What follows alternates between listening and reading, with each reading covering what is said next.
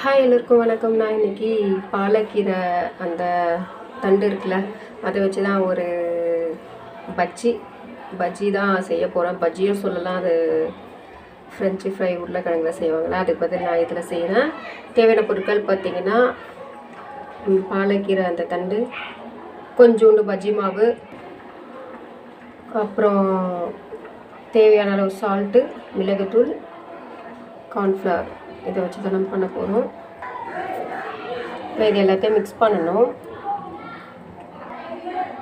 இப்போ பார்த்தீங்கன்னா இது எல்லாமே மிக்ஸ் பண்ணிட்டேன். இப்போ இது எல்லாமே இந்த தண்டு கூட மிக்ஸ் பண்ணி போடணும். இதில் அவ்வளோ ஒரு சத்து இருக்குது. இந்த பாலக்கீரை நான் ஏற்கனவே அதோட பயன்கள்லாம் போட்டிருப்பேன். அப்புறம் கேஸ் ஸ்டவ் ஆன் பண்ணிவிட்டு அதில் தேவையான அளவு எண்ணெய் ஊற்றிக்கிட்டேன். இப்போ இந்த இது எடுத்து போடுறேன். அவ்வளோ டேஸ்டியாக இருக்கும். இந்த பாலக்கீரை பார்த்திங்கன்னா அவ்வளோ டேஸ்டியாக இருக்கும்.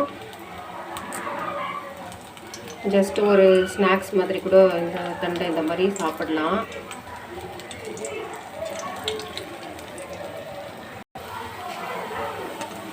திருப்பி விட்டுறேன்.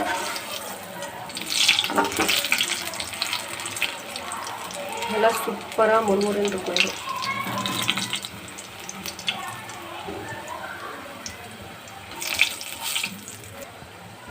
பார்த்தீங்கன்னா வெந்துடுச்சு. அவ்வளோதான், எடுத்து சர்வ் பண்ண வேண்டியதான்.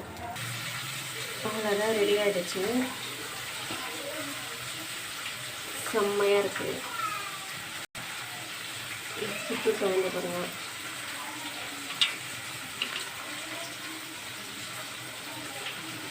Super super.